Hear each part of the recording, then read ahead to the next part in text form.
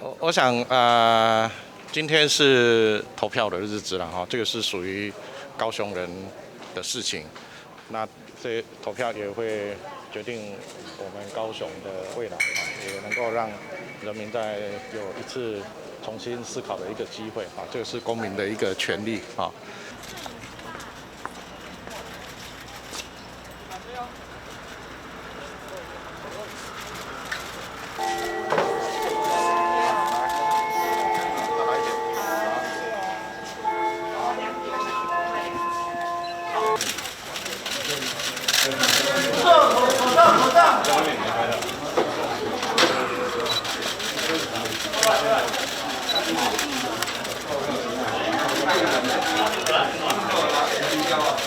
到家的感觉真好，不管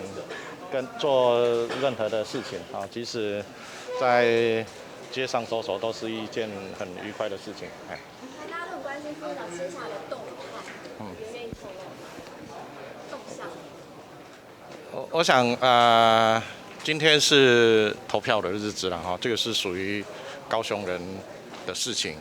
那这投票也会决定我们高雄的未来啊，也能够让人民再有一次重新思考的一个机会啊，这个是公民的一个权利啊。那当然，高雄或者是台湾，我们在后疫时代也会面临到更多的一些挑战啊，譬如说整个这个供应链的这个重新盘整跟布局啊，或者是说对于国际竞争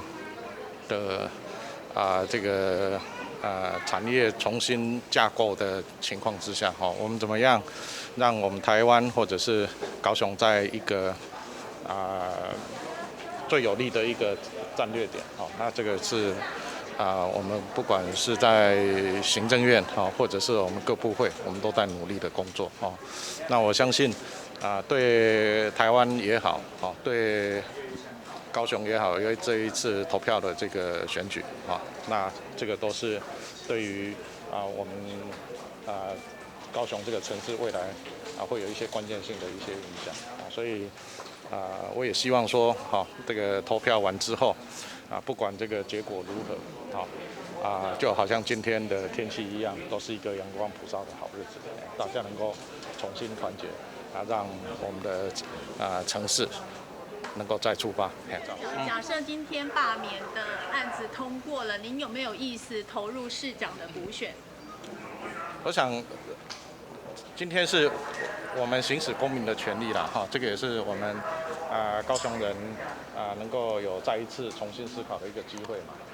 这个结果无论如何都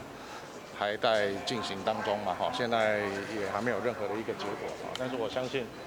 高雄的发展也好，都是不管我的工作即使是我是一个市民这个都是我们能够贡献我们的这个生命的地方那我相信不管过去我在行政院工作对于高雄的一些议题，我们也都非常的关心包括像桥头科学园区或者是高雄的产业转型或者是一些重大的一些建设那我相信这个跟